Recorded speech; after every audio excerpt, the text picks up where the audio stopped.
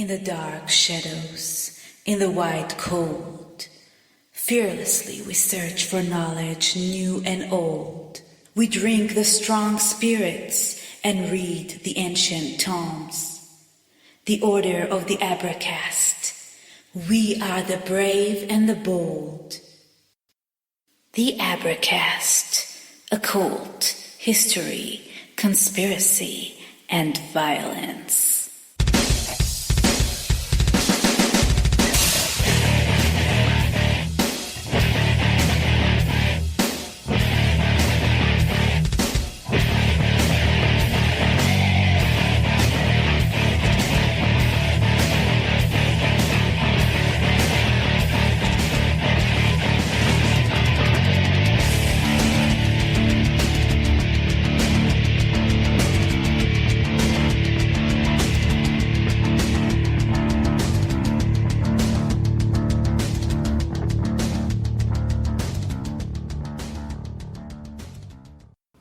Hey everybody, it's John. This is the Advertise. I'm honored this evening to have Dr. Jonathan Esterman on the phone with me this evening. He is the host of the Kabbalah Pod. We get into the Kabbalah.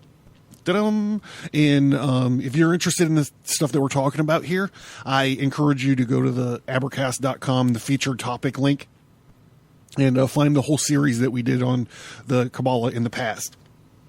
If you want to just revisit those episodes when we start talking about the Ein Sof and the Sephiroths and the light and the different lenses, all that stuff is a direct reference to those old episodes that we've done.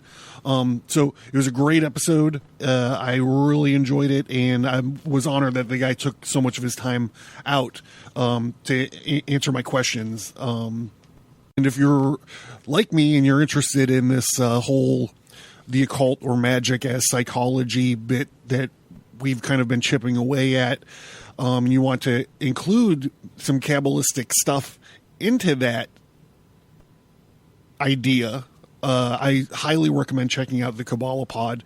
Again, the Dr. Jonathan Esterman.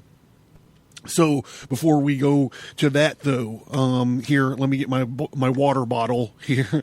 So summon your vessel of the art and join me in thanking my Patreon and Subscribe Star supporters. Here's to you guys. But why are you drinking water? You know why. In case you don't know why, we've been working all month up to this. And if you're listening to this the day it comes out, then it will have just getting over. But me and a few of the listeners are doing a 72-hour fast. And it's actually starting tonight, which is the night I recorded this episode. Anyhow, thanks to the Subscribe Star supporters. Thanks to the Patreon supporters. Thank you to listeners of the show. What's in the Fulgar Correspondentia this month? Oh, this is the end of the line. We have a couple infographics since we are heading into the fourth quarter of our Genesis series. There's a brief Genesis timeline, according to me. Also, since we're going to be getting into Jacob and Esau, I finally sat down and started to do a map of this wrong son, wrong blessing, wrong curse idea that we've been running into. I think it's pretty cool. And the Fellow Craft episode this month is we're starting to look at and dissect the work of Milton William Cooper in an episode called The UFO Conspiracy Part 1. Spoiler alert, next month's Fellow Craft episode is going to be the UFO Conspiracy Part 2. They were really fun episodes. I just recorded the Part 2. It was really fun. I really had a good time with those.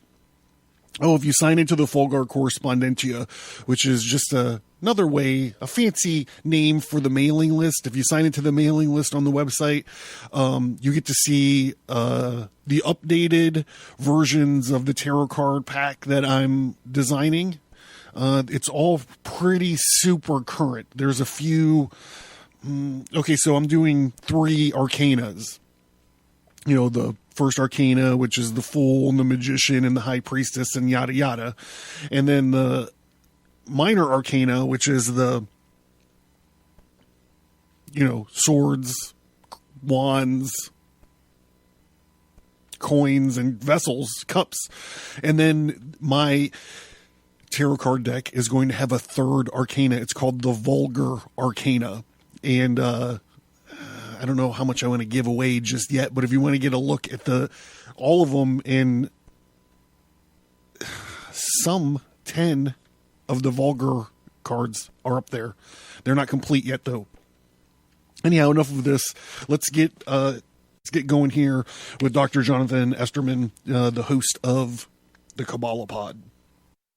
Okay, joining us on the show this evening is Dr. Jonathan Esterman, who is the host of Kabbalah Pod. Doctor, are you there? Yes, I am. All right. So, hey, thank you so much for coming on. We've done a few Kabbalah episodes, but I wanted to get kind of your take on it, being you're the host of the Kabbalah Pod podcast. So thank you very much. And can you kind of start off by telling us a little bit about yourself? Yeah, sure thing. Well, first off, thanks for having me on the show. I am happily married with two boys, ages 11 and 8. We're Orthodox Jewish. We're in the conversion program with it since my father's Jewish and my mother isn't, which puts us in a very unique position. And I live in Portland, Oregon. I have a lot of certifications in counseling, writing, and coaching, a couple of associate degrees, Bachelor of Science in Religion with Biblical Studies, Counseling, and Psychology, a master's degree in Theological Studies, and a Doctor of Ministry in Leadership, Semiotic, and Future Change. My dissertation was on Jewish-Christian relations.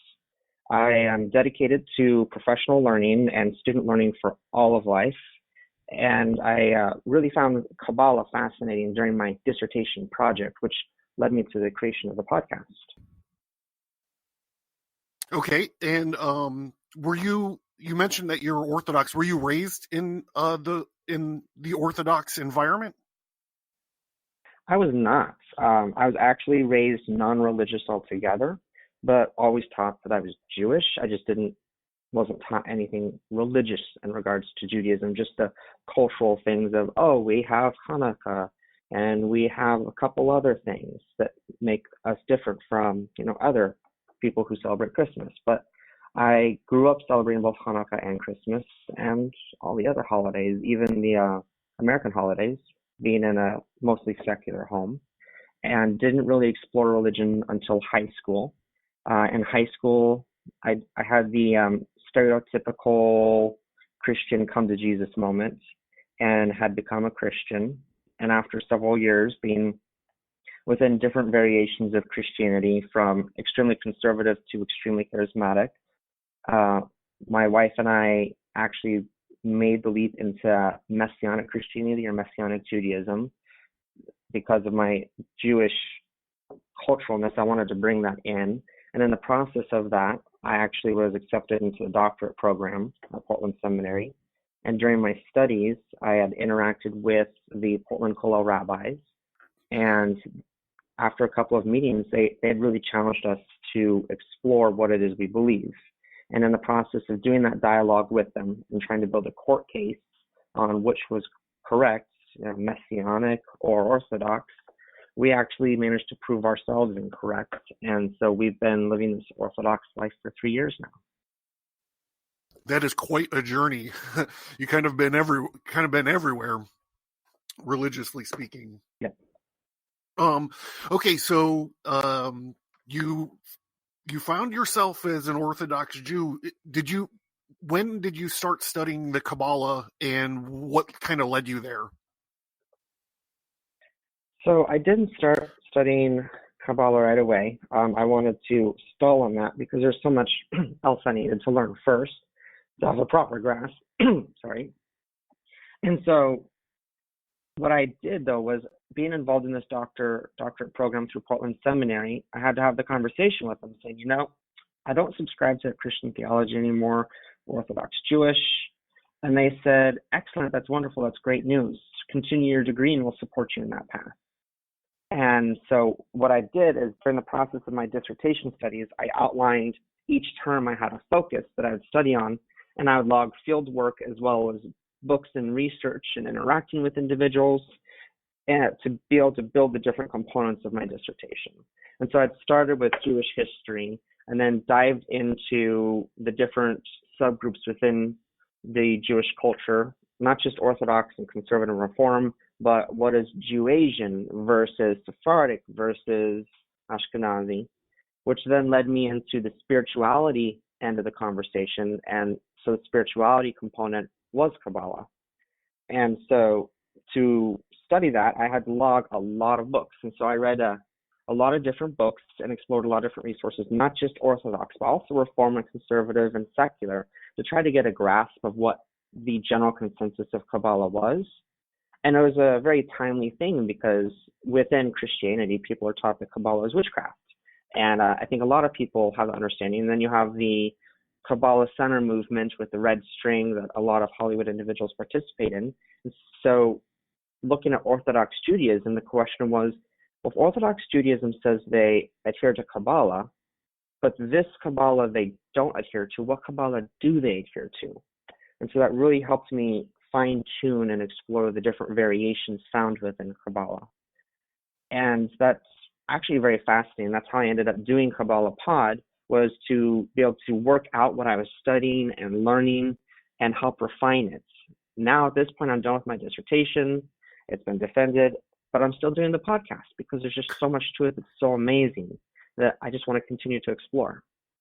Yeah, your podcast is fascinating because we're going to talk a little bit about it later, but it seems like it's geared towards practical everyday application of maybe not the Kabbalah, but definitely like aspects of it. Is that fair to say? I think that's a very accurate description. Yeah, so I think that it's great. And it's nice. The episodes are nice and short. You could just like literally like rip right through them. I really enjoyed it. So, okay, so we kind of been talking about the Kabbalah. Can you describe what it is? So, just like a little background on myself. I'm not Jewish, but I am fascinated with the Kabbalah, and I've been looking at it for probably 20 years. And every time I get into it, I kind of understand it differently. So I was wondering if you could maybe describe it in your way. Yeah, sure thing. Kabbalah, it really depends on the audience because, as you indicate, every time you look at it, you have a different experience. From my end, I would consider Kabbalah to be the spirituality that's found within Judaism. It's mystical, esoteric knowledge. The word Kabbalah, it's Hebrew, it means to receive or received tradition. And so if we say, I will be Kabbalah this, we're saying I'm going to take on this, whatever it may be, whether it's an extra prayer or something we do to try to better the world. But the word Kabbalah has many applications within the Jewish language. And so we look at it from the component of received traditions and spirituality. I think some individuals look at Kabbalah and they see witchcraft and superstition, which is why I focus on the practical relational aspect, because within Orthodox Judaism, Rabbi Eli Dutch, he's a Kabbalist and he studies Hasidus. He teaches at Esha Torah Yeshiva over in Jerusalem next to the wall. And he says that Kabbalah is the why to the hows and whats of Judaism. And there's so many hows and whats. And so that why helps us develop our relationship with God. I'll sometimes use the phrase Hashem, that's the Jewish terminology for God. And it's very easy to have a one-sided relationship with God, no matter what religion you're in. You can give charity, you can bow, you can pray, you can go to services, but there's the concept of two-way relationship. And that's available and there for us to embrace. So within Judaism, Kabbalah enables us to have that two-way relationship. As I said, there are different perspectives. You mentioned them.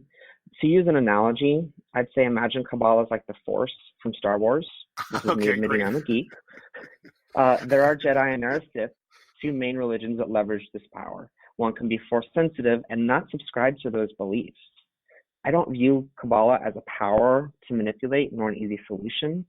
Kabbalah within a proper approach is simply a better understanding of what we call, Kabbalists call the term Ein Sof, which is that which has no end. It's a very difficult English translation, but essentially it's the creator of everything, is infinite and non-corporeal, and how do you connect? you connect via Kabbalah. So to give you an idea, the first Kabbalist within Jewish recorded history was Abraham. Right. I've heard the Ein Sof described as the original thought as well. Yeah, that makes sense, yes. There's a lot of components of light, too, that you find within Kabbalah. It talks about light emanating from Ein Sof, which caused the creation of the world. Yeah, that's what I told, like, when we were doing these Kabbalah episodes, I told my listeners, like, it's about filtering light through kind of like different lenses almost, is kind of the way that I understand it. Yeah, that's a great way to perceive it, since those different lenses being, the Kabbalistic term would be the Sephiros, and there are different attributes or characteristics that we try to associate with Ein Sof to better understand. So you have a characteristic of compassion, a characteristic of judgment. Then there's the Kabbalah, like if you look at the Sephiros and everything, they actually line up to the map of the human anatomy. Yeah, right. Yep, that's very good. Okay, so you mentioned that when you first started, like you understood that you needed to read a lot more. That you had to do a lot more studies before you could kind of sink into the Kabbalah. And we hear like tales about like the prerequisites that you should have before you do this. Like one of the common ones that you hear is like you have to be a man, and you have to be like over 40 years old, and I think that you have to have a pretty firm grasp on the Torah and the Talmud and all of this kind of stuff. Can you talk a little bit about those prerequisites and what you think about them? Yeah, actually, in regards to those prerequisites, there's two different trains of thought. The popular train of thought is what you mentioned. You need to be a male, you need to be at least 40 years old, you need to be Jewish, you need to have a master's level knowledge of all of Torah, both written and oral Torah being the Talmud. That's not the only perspective. There is another perspective, which is actually more widely viewed, but not spoken of, and that's that you don't need these prerequisites. You can study Kabbalah. These prerequisites came up as a result of Kabbalists throughout history diving in, getting too deep, and either going insane or declaring themselves a messiah of some sort. So these prerequisites were mentioned and broadcasted kind of like as a fence saying, danger, don't come here. Because Kabbalah can be dangerous if you don't know what you're doing, which is like I like to say that I know enough to know what I don't want to know just yet. And I'm very careful with what I approach because of that. So you don't have to be 40. There's no halakha, there's no Jewish law that says you need to be any of these prerequisites. It's just there's a tradition that is within the Hasidic world, which is the more emotional spirituality end of Judaism, that says, yeah, you should have these so that we know that you're okay to explore this. But that's not the only tradition. Yeah, so it's kind of like a way of just being like, you should kind of have like a healthy respect and be mature about what you're about to do. Is that fair? I'd say yes. And there's actually a Kabbalistic story that's found within the Talmud. It's the story of Pardes. Pardes meaning garden. It's a Kabbalistic term that talks about not just like the Garden of Eden, but also the spiritual garden and how to connect with Hashem, maybe in a physical way. But the Pardes is an acronym. It means Peshat, Remez, Drash, and Sod. It's the four levels of understanding and context. Peshat being simple, literal. Remez, going a little bit deeper, making some connections and metaphor.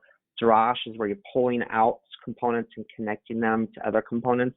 And then Sod is that secret mystical end that's very hidden and difficult to access. Kabbalah lies more within the Sod component. And so the story goes is that there's four rabbis that entered into the garden, Pardes. And one went mad, one died, one actually just came out fine, and then another one became the opposite of a believer. And so these rabbis are actually really well known within Jewish history as being very knowledgeable, which is the part that makes it a little scary, is if you have this great rabbi who's so knowledgeable that comes out insane, then maybe there's some caution to have. Yeah, well, I can see. I mean, I heard you on your podcast talk about one of the dangers is it's not so much being driven mad, but is about becoming obsessed with it, like becoming too involved. I think that you talked about it as like Inception, like the movie Inception. That would be a very good explanation in a way. Actually, Rabbi Aryeh Kaplan, he passed in the 80s. He translated a lot of Kabbalistic works into English, which was like a big no-no within the community. Some say that's why he died so young. But one of the books he writes is called Jewish Meditation, A Practical Guide. And in it, he talks about meditation and how to connect and how to meditate, and that there's different levels within levels. And if you get to a certain level, you need to have an anchor. If you don't have that anchor, you'll get lost and not come back because you're just so deep, you don't want to come back. And so even great Kabbalistic masters would have somebody meditate with them to pull them back if need be. That very much follows the concept within Inception, how the main character is potentially at the very end, we don't know, is he lost within that dream, within a dream or not? And so there is that risk of going too deep and not wanting to come out. And that's because spirituality is a very fluid component. I'd say spirituality is needed within humanity. We need to believe in something, whether it's believing in a God or whether it's believing in science or whether it's believing in ourselves. And so if we don't have a firm foundation of our beliefs, it's very easy to get lost while exploring different mystical concepts.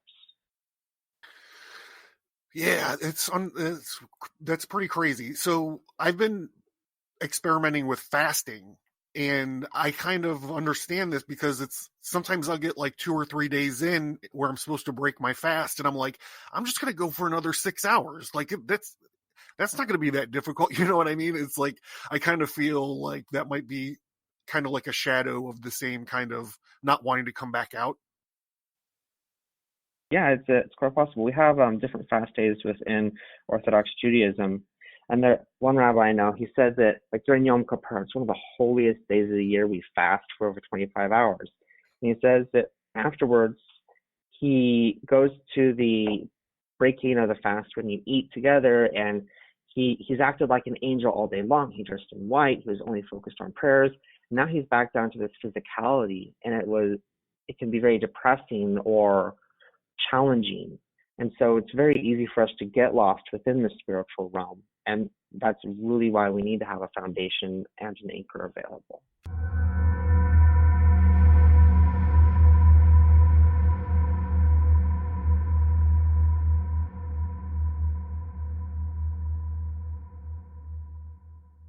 So this month on the Fulgar Correspondentia, just a fancy word for the mailing list. Since we're heading into the fourth quarter of our Genesis series, there's a little brief Genesis timeline, according to me, that's up there. Also, since we are going to be getting into Jacob and Esau, I finally sat down and started to work on a map of the wrong son, the wrong blessing idea that we've been running into pretty much this whole Genesis thing. Sat down and worked out some pretty cool details, so I think it's pretty cool. Also, as always, you can look at my latest up-to-date version of the tarot cards that I'm designing.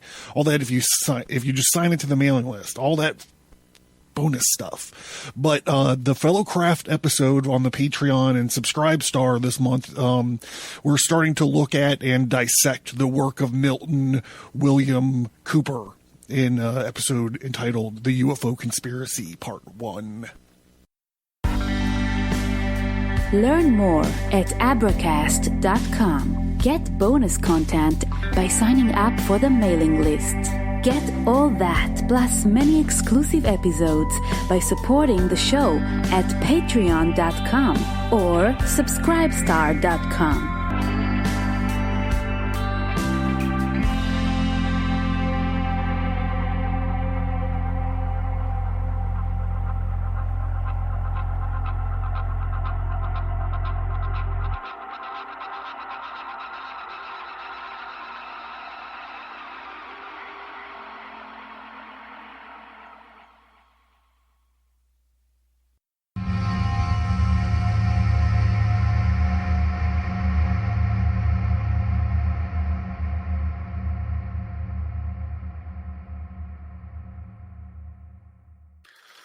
Yeah. So you mentioned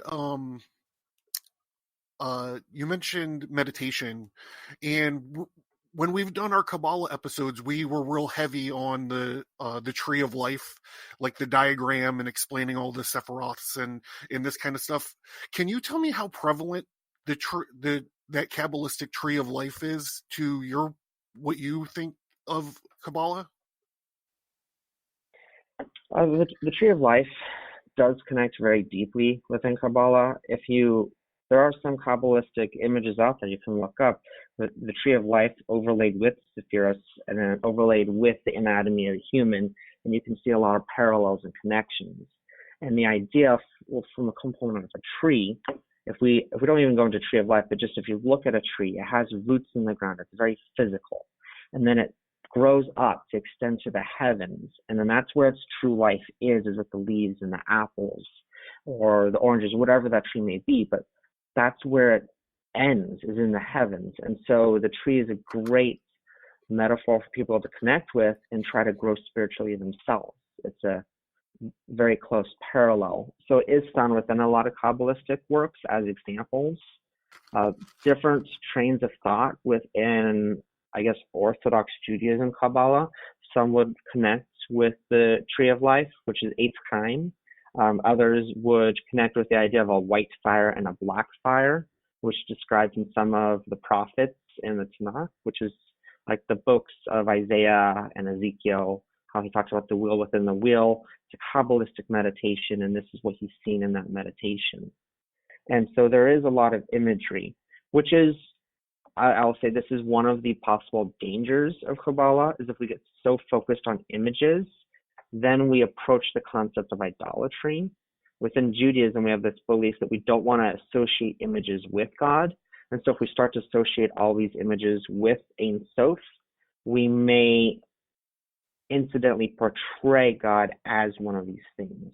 And so that's an area to be careful as well, is to recognize that while these images are there and prevalent throughout Kabbalah and help start a meditative practice, they're not the end all and they're not the goal itself. The goal is a platform to get to Hashem, which Ein Sof is purely non-physical and non-contained and unable to imagine in any physical way. It's like by using this diagram to try to understand God a little bit better, you might be kind of putting yourself in danger of this idolatry business. Yeah, it's very easy to make your own God. Wow. So, do you have a meditation practice? I do not have a regular meditation practice, which is something that I've been working on, actually. And I guess that's the standard stereotypical meditation of where somebody sits and they try to clear their mind and focus on one thing. Like whether it's mindfulness meditation, calming meditation, and as far as that, I don't have a regular. But this is where I got to introduce you to an Orthodox practice. Is Orthodox Jews, we daven, that's the Hebrew word for pray. We do this liturgical prayer every morning, afternoon, and evening. There are different components to it, but it all has what's called the Amidah, which means standing prayer, where we do these 19 benedictions, so to say, regarding attributes of Hashem. And we do this today as a prayer to replace the sacrifices since we don't have a temple, but it didn't originate as a prayer. It actually originated with Ezra, the scribe, who helped reestablish the second temple. And he put together these different meditative practices. And so during those days, there'd be an hour to prepare to meditate, an hour of this Amidah as a guided meditation, and then an hour to come down from that height. Because the Amidah in the Hebrew text, if you say one Hebrew word every 7 seconds, it takes an hour to say it. Wow. And so in that component, I could say, well, I meditate 3 times a day, and right. that's over an hour at least right there. But I'm not at the level of Ezra. It's very easy for me to lose focus. And so I don't like to say, oh, this time that I'm doing these prayers is meditative. Sometimes I'll try to grasp onto a meditative approach while I'm in them, but I'm not at that level. So I don't say that, oh, this is meditation for me. I try to label meditation as something more focused and set. But the concept of meditation is to focus on one thing. So if somebody has a mantra, for example, there's a lot of Buddhist techniques that involve mantra meditation. We have a similar concept within Judaism. I mean, we have a mantra. We have Shema Yisrael. So there's different ways. Maybe it's focusing on a text as you're reading it, or maybe it's clearing your mind and doing a relaxation technique. There's many ways to do meditation, but the stereotypical meditation that most individuals associate with today, I'd say I don't have a regular practice in. No, I'm trying as well. I have a problem turning my brain off, and I've been trying meditation practice to kind of help with that. Because I'm also suffer from insomnia for the same reason. So I'm trying to get a handle on that stuff. Okay, so kind of like from the outside looking in, I find that there's like 3 different spellings of Kabbalah. There's with the K, with the Q, and with the C. And I guess I'm kind of like, I read stories and stuff about the differences. Like it's kind of like a different, like it denotes like maybe a different time has passed. And so the understanding of Kabbalah changes slightly. So the name does. I was wondering if you know anything about that, or if you can clue me in on it. Yeah, so there's this beautiful thing within Hebrew where we like to try to write Hebrew words out with English letters. And linguistically, that's called a transliteration. You're writing out a Hebrew word in letters you're familiar with so that you can pronounce it. Kabbalah is an example of that. In the Hebrew, it's the same spelling no matter what tradition you're looking at. It's a matter of one's preference as they try to write it out in a different language to be able to read it. And so some will do Q, some will do K, some will do C. That said, their preference typically stems from whatever tradition they were raised with. And so these different traditions, it's just a matter of how is this person raised, how do they understand Kabbalah, but also that's why they spell it a certain way. But if everybody were to spell it in Hebrew, they'd be spelling it the same way. I got you. And so that's one component there. It's like if I say Eitz Chaim, Tree of Life, there's at least 10 different ways to spell it. Whereas there's only one way in the Hebrew. And so that's one thing that makes it very fascinating. So, for example, I'll use a very popular example of this transliteration conundrum. Hanukkah. How would you spell Hanukkah? With an H. Yes, so the typical American thing is Hunakkah, and sometimes they don't include an H at the end. The Israeli approach is a Chau or Chanukka, and then some people add an H and some people don't. There's different ways. And so while in the Hebrew it's the same way, how somebody spells Hanukkah, I can know, are they American or are they Israeli? And if they're Israeli, are they Orthodox or not Orthodox? And so there is a way to look at how somebody spells things and identify. And the same way within America, Coke, where I'm from, means Coca-Cola. Right. But there are some places you can ask for a Coke, and that just means a soda of some sort. Right. Yeah, that's interesting. So I want to talk about your podcast a little bit, because one of the things that we talk about on my show a lot is the occult or magic as psychology. And, I'm not comparing the Kabbalah to like Solomonic ritual magic or anything like that. But on your podcast, you talk about applying theoretical Kabbalah into your listeners' personal life. And I see a parallel there. And I was hoping you could kind of talk about it. I think that I heard you describe it before as a relational Kabbalah. Yes. So when I first launched Kabbalah Pod, I didn't use the term relational Kabbalah. I said this is practical Kabbalah. And that's because I didn't know that term already existed within the concept of Kabbalah. Once I learned about that term and I read it, I was like, this is not what I'm doing. So I had to change it. There's typically 2 main approaches to Kabbalah. There's practical Kabbalah and theoretical Kabbalah. The Solomonic components, King Solomon was known for many things throughout history. Whether it's true or not, the world may never know. But he was a very wise king, and I have no doubt that he had Kabbalistic practices. I mean, it says that he talked with God, and God gave him the option of different things to ask for, and he asked for wisdom. And so because he asked for wisdom, God gave him all of it. So in order to talk to God, there's got to be something Kabbalistic going on. And so what you have throughout Torah actually is theoretical Kabbalah and practical Kabbalah. Theoretical is these things we're talking about today. What are the Sephiros? What's each time? What's this black fire that we meditate on? How do we do it? What is meditation? All these things we talk about today are more or less fit within the realm of theoretical Kabbalah, simply on the talking about.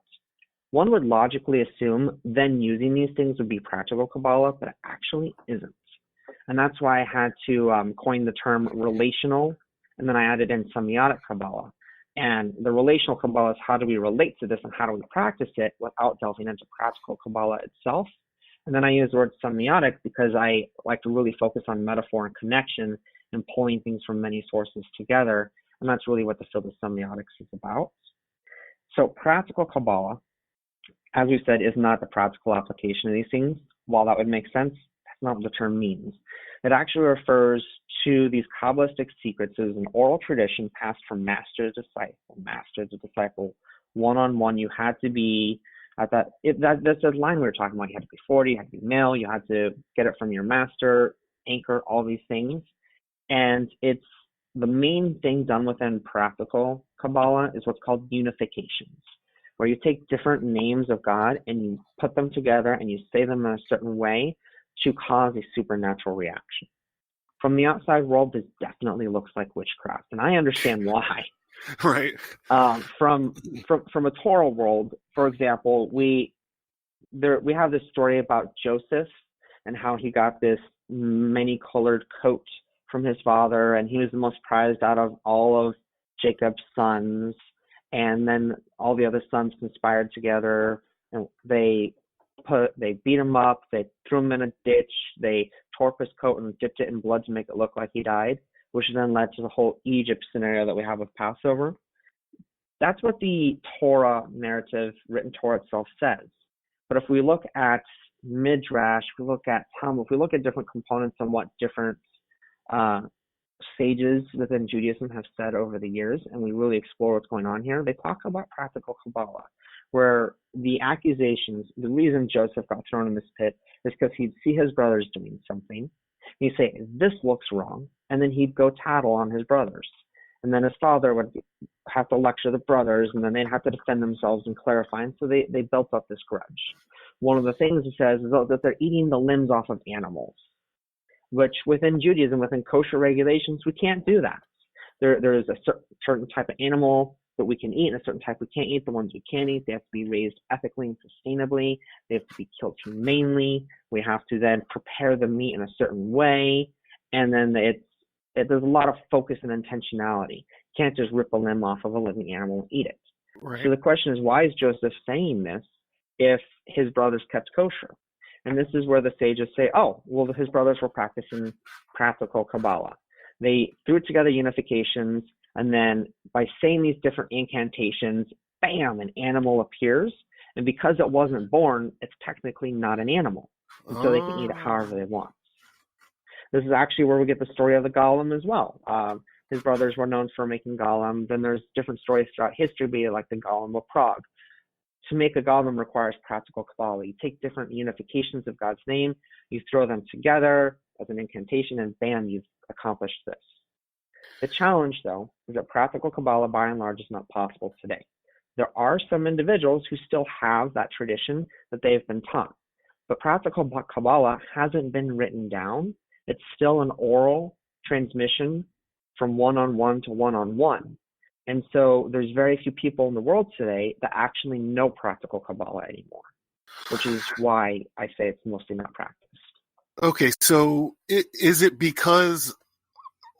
Okay, so practical Kabbalah isn't practiced much anymore because it doesn't have that master to student kind of tradition of the learning, or is it because maybe God's not paying that much attention to us these days, or what's your thought? What are your thoughts on that? I wouldn't say that God's not paying as much attention. I think that God's outside of time, and so everything gets the same amount of attention. We just live in a world of science now, and so we don't explore mystical traditions as much. I got If you. you go to societies that don't have as much science, they attribute things to miracles a lot more. And there's this Jewish concept. When I take a medicine, if I have to take a pill for something, I say a blessing over it. That I say, thank you, Hashem, for using this pill to heal me. So I'm still recognizing that God's the one doing the healing. He's just allowing the healing to work through that medicine, through that knowledge given to mankind and how to create the medicine. So it's not that God is not involved as much anymore. I think we've just changed our understanding of God and how we view God to be involved. That said, there's still the tradition of practical Kabbalah being taught from master to disciple, but because it's a one-to-one transmission, and because since then we've had multiple crusades, we've had pogroms, we've had the Holocaust, there's not as many Jews with knowledge as there used to be. And so we've lost so much because of that. Wow, that's sad.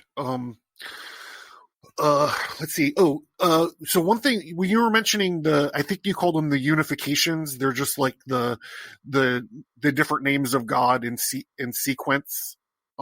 Is that what they were called? Unifications? Yeah. Last year we did a huge series on the keys of the lesser and greater keys of Solomon, and I just wanted to kind of acknowledge that whole book is filled with those unifications, Adonai, Tetragrammaton, and Elohim, just stringing together like all these names. I thought that was kind of like an interesting connection to what you were talking about. That is very interesting. And there are some books out there that talk about this a little bit more. There's Essential Kabbalah by Daniel C. Matz, and he explores a little bit. But these unifications today, I think there's still a level of where we're not spiritually at that level, where even if we had it, it's not necessarily going to work for us because we can't harness the power of it, so to say. And so I think that's one component to recognize. There's also a book out there called Sefer Yetzirah, which means the book of creation. There's an English translation by R.A. Kaplan. The original text of it, we think, is about 200 words. The book goes through the different translations and how the text has evolved over time, but we attribute the writing of Sefer Yetzirah to Abraham, and that he would use unifications, and he would use this book to create things. And so, but me reading Sefer Yetzirah isn't causing anything to create. So either something's lost in transmission, something's been removed in transmission, or where I'm at's not high enough, or where the collective of humanity at is such a lower level of spiritual connection that it doesn't have the power it used to. Wow. Ooh, I guess it's some food for thought. Okay, well, I'd like to give you a little bit of opportunity to plug your website, and maybe if you want to talk a little bit about Scripted Genius and Yidbrick. Yeah, definitely. Scripted Genius originally started as my own personal blog, and then evolved into really just being how I host the different projects I do.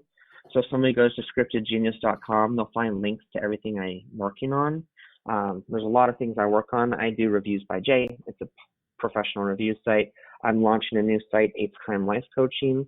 That's not developed yet, but that's where they'd find the link, is on Scripted Genius. Really, the main things that I've been focusing on right now is Kabbalah Pod. I do my best to air every Monday. Sometimes it ends up being Tuesday or Wednesday, but I definitely try to schedule a weekly basis. And I try to keep those episodes under 10 minutes. And it's exploring spiritual concepts or a semiotic connection I've made, or reading a Kabbalistic text and then using that as a starting point to a conversation on how somebody could connect with that. And sometimes it's what is something I can do today? And sometimes it's, this is something for me to think about and develop that muscle. And so that's really where Kabbalah Pod focuses, is a weekly short tidbit to try to boost spirituality during the week and get somebody thinking on a safe level of Kabbalah. Yidbrick, regardless of how you spell it, you'll end up at the same place that I don't know the different variations of spelling to the same place because transliteration's hard.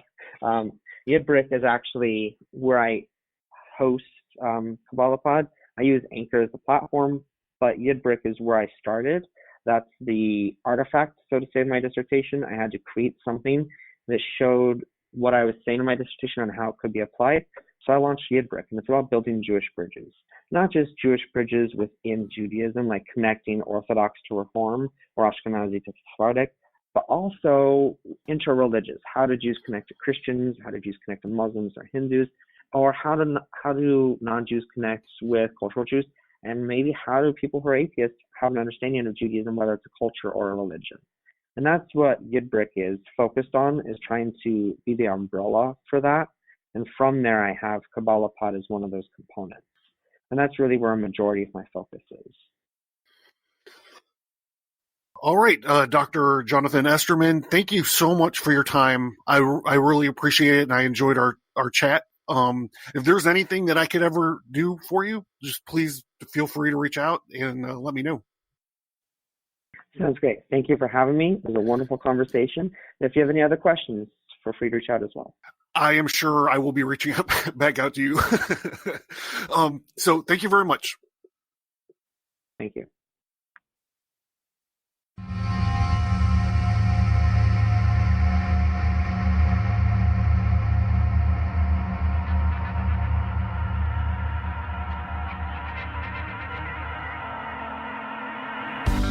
Thank you for listening to this episode. Send an email or visit us on social media to let us know what you think about this topic. And please remember to leave a 5-star rate and review.